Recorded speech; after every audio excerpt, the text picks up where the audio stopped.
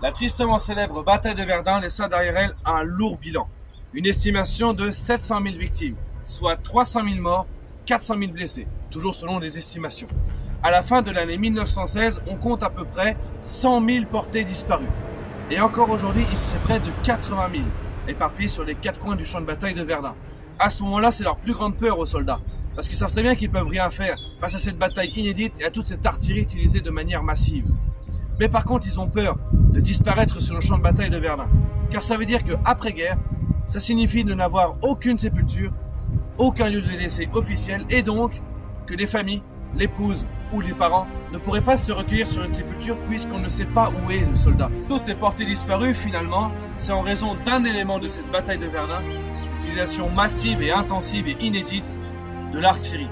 Car en effet, cette artillerie, elle va causer à elle seule 85% des pertes. Donc finalement, quand cette artillerie arrive sur les soldats, sa puissance de destruction détruit les soldats, ça les émiette, ça les éparpille aux quatre coins du champ de bataille, ou alors ça les ensevelit. Et les soldats sont conscients d'une chose, c'est que s'ils disparaissent sur ce champ de bataille, leur histoire personnelle va disparaître avec eux. Durant cette bataille de Verdun, on a un nombre de forces de présence qui est absolument énorme. On parle de 1 100 000 soldats français et 1 200 000 soldats allemands. Du côté français, eh bien en 1916, c'est 3/4 de l'armée française de 1916 qui monte à Verdun. Il faut s'imaginer qu'on récupère des soldats de tous les horizons et de partout. On récupère des soldats des troupes coloniales, évidemment, mais on récupère aussi surtout beaucoup de soldats de la France métropolitaine. On les récupère dans les campagnes, dans les villes, dans les usines, dans les écoles, bref, partout. Mais contrairement à l'imaginaire collectif, ce ne sont pas que les classes populaires qui sont envoyées à la guerre. Il y a aussi des soldats qui sont issus de familles assez aisées, voire même des fois très aisées. C'est ce qui explique un élément. Ce genre de stèle ou cénotaphe. Si vous avez déjà arpenté le champ de bataille de Verdun, vous en avez déjà vu.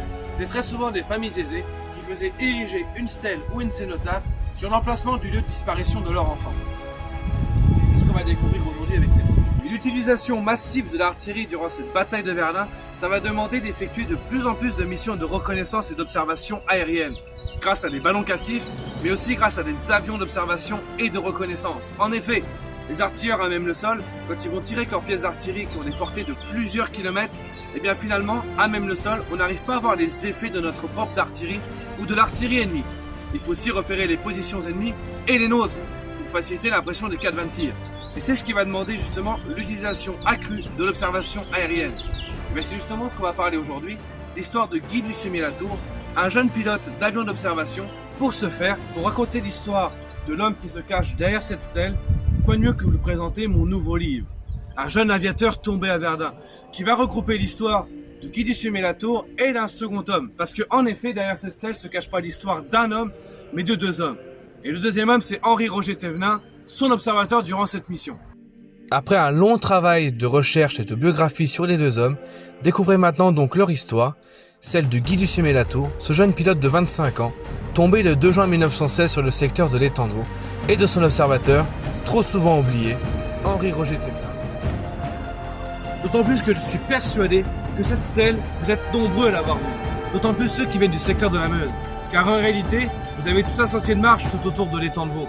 Donc je suis sûr que vous l'avez vu.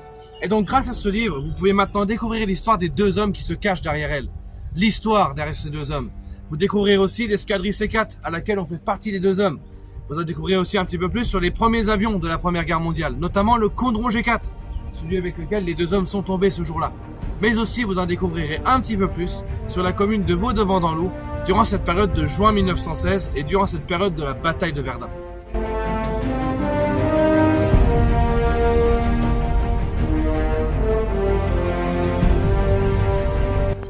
Bien que Guy Dussumé-Latour et Henri-Roger Thévenin soient des portés disparus durant cette bataille de Verdun, vous pouvez maintenant, grâce à mon livre, découvrir leur histoire détaillée, leurs deux biographies. Mon livre est disponible en cliquant sur le lien que vous avez dans la description de la vidéo. Il s'agit d'un livre en auto-édition imprimé à Toulouse, donc 100% impression française, et papier d'origine éco-responsable.